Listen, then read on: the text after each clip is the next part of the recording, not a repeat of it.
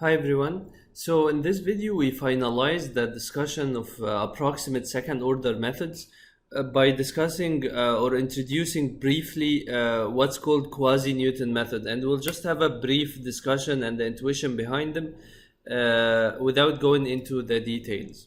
So these methods are like you can read about them in detail in they are well known in the optimization literature. And what basically the idea behind Quasi-Newton methods is that to approximate, so to approximate the Newton's update by approximating H inverse with a matrix that is updated in every step, meaning that it keeps in memory the current approximation, which is called MT, right, of the inverse of the Hessian, and then it computes MT plus 1 using MT and low rank updates, typically single dimensional, actually rank 1 updates, right? So meaning that instead of computing the inverse, you compute just rank 1 vectors, rank 1 matrices, which correspond to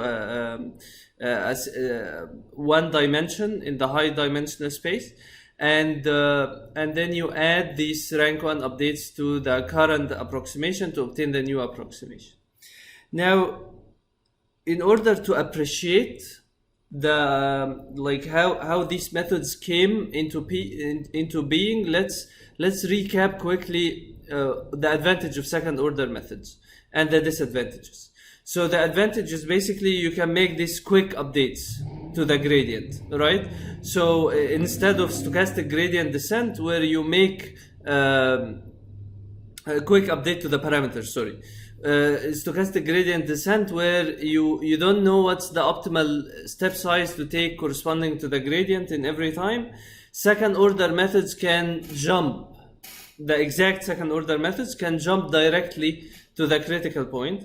Now they suffer from the abundance of saddle points for the case of deep learning because of the large parameter space, and they suffer from a computational problem because they rely on computing the inverse of the Hessian, right? Now after that we came up with conjugate gradient methods that simplify, that basically solve the optimization problem, the optimization issue of the saddle points, because it simplifies it into searches in single dimensional parameter spaces, right? But they still suffer from the computational issue. Although we don't need to compute the inverse of the Hessian in order to compute the conjugate directions, you need to compute the eigenvectors of the Hessian, and this is still a very difficult computational problem. And then we had the approximations,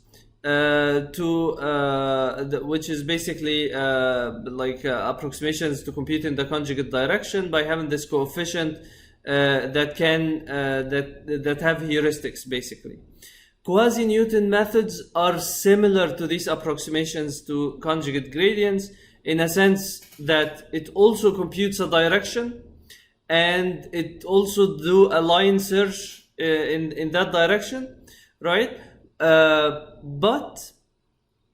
And it also relies on an approximation of the inverse of the Hessian, but unlike conjugate gradients, it doesn't try, these methods typically don't try to compute an exact conjugate direction, right? And the insight behind that is that when you actually don't do exact, your direction is not exact in the first place, not the exact conjugate, the performance is less sensitive to the line search, right? So the performance becomes less sensitive to the accuracy of the line search algorithm, so you can afford to have faster and less accurate approximations for the line searches, right?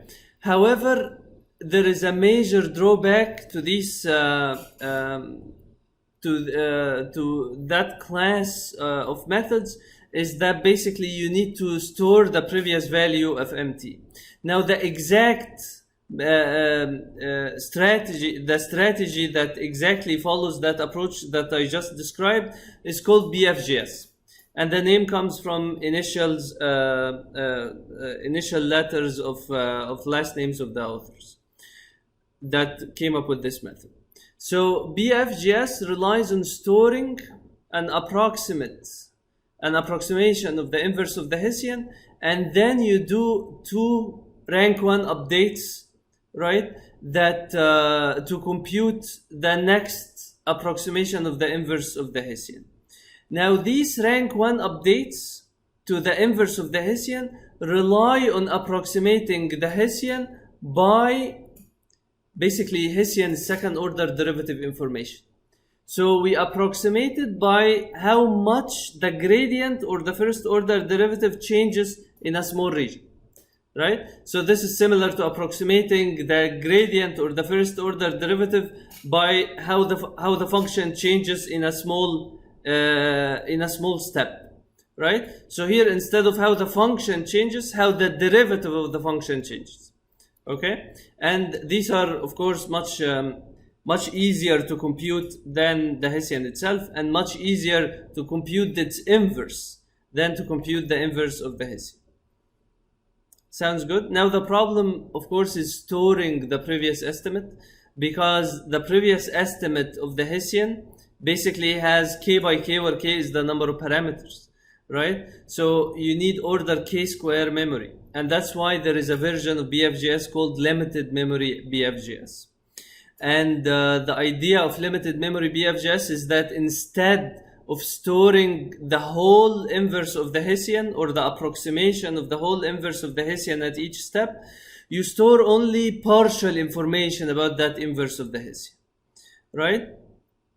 So you store typically a number of values for the difference in the gradient and the difference in the parameters, so that you can approximate the Hessian by that ratio, by how much the sensitivity, the Hessian at every step, by how much the gradient changes in a small step.